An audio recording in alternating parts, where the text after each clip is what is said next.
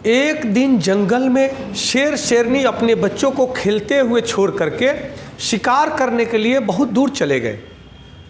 बहुत देर तक शेर शेरनी नहीं आए और बच्चे भूख से बिलख रहे थे, छटपटा रहे थे, मानो मौत आ जाएगी। तभी एक बकरी चरती हुई आई और उन बच्चों को भूख से तड़पते हुए देखी।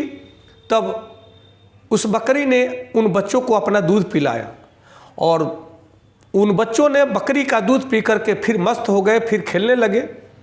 तभी शेर शेरनी वापस आते हैं और उस बकरी को देख करके शेर ने तो झपट्टा मारना शुरू किया कि मैं इसको मार डालूं। तभी बच्चों ने शेर शेरनी को रोकते हैं कि यह बकरी ने ही हमारी जान बचाई है, अगर यह बकरी नहीं होती तो हम भूख से मर जाते।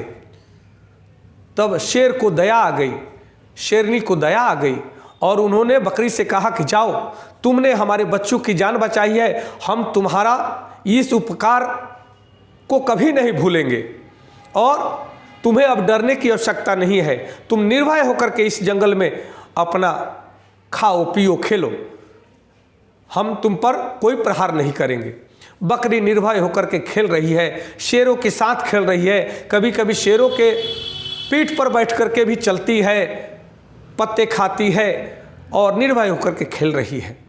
यह वारदात एक चील ने देखा। चील को बड़ा आश्चर्य हुआ कि यह बकरी शेर के साथ इतना घुल मिल करके खेल रही है और शेर बकरी को कैसे छोड़ दिया। चील ने एक दिन एकांत में उस बकरी से पूछ ही लिया कि बताओ, ऐसा कैसे हो सकता है कि तुम तो शेर का आहार हो और शेर तुम्हें मारता भी नहीं या तुम शेर के साथ खेलते हो। तब बकरी ने कहा कि उपकार का बड़ा ही आनंददायक फल होता है। एक दिन मैंने शेर के बच्चों को अपनी दूध पिलाकर उनकी प्राण की रक्षा की और शेरों ने हमारी प्राण की रक्षा का संकल्प लिया और उन्होंने कहा कि निर्भय होकर के खेलो, खाओ पियो, तुम्हारा कोई कुछ नहीं बिगाड़ सकता।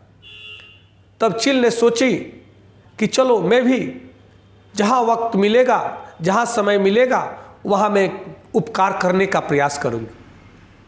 चील उड़ती हुई जा रही थी, उसने देखा कि चूहे के कुछ बच्चे एक दलदल में फंसे हुए थे। तब चील ने दया भाव से उन बच्चों को पकड़ पकड़ कर एक एक बच्चों को ला करके सूखे स्थान पर रखती है और सभी बच्चों को अपने पंखों से सिमट करके उन्हें अपने बच्चों की तरह पालती है।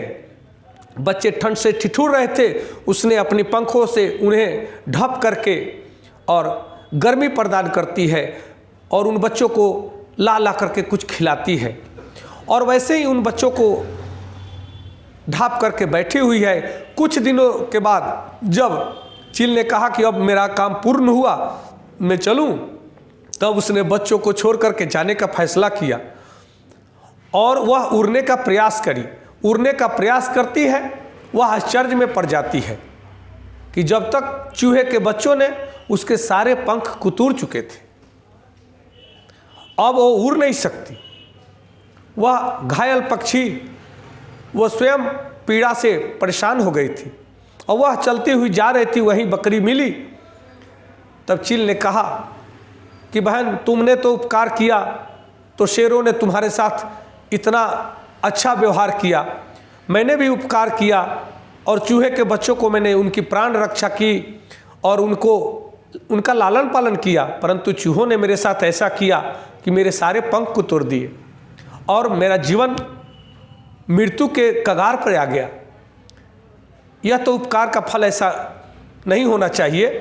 तब बकरी ने कहा कि तुम मूर्ख हो, उपकार भी करो तो शेरों जैसे का करो, जिसमें तुम्हें क्षमा करने की, तुम्हारी सहायता करने की क्षमता हो। चूहों का उपकार करोगे तो यही होगा।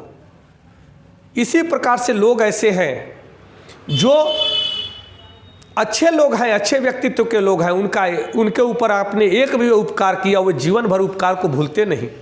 लेकिन मूर्ख, अज्ञानी, गद्दार आपके उपकार को कभी याद नहीं रखते। इसलिए उपकार भी उसी का करो देख करके कि कौन उपकार के लायक है। मूर्खों का, दुष्टों का उपकार करोगे तो उनका स्वभाव ही है दुष्टता करना, तो उनके उपकार में ही आप मारे जाओगे। इस पर निर्णय करना आपको है। नमस्कार, धन्यवाद।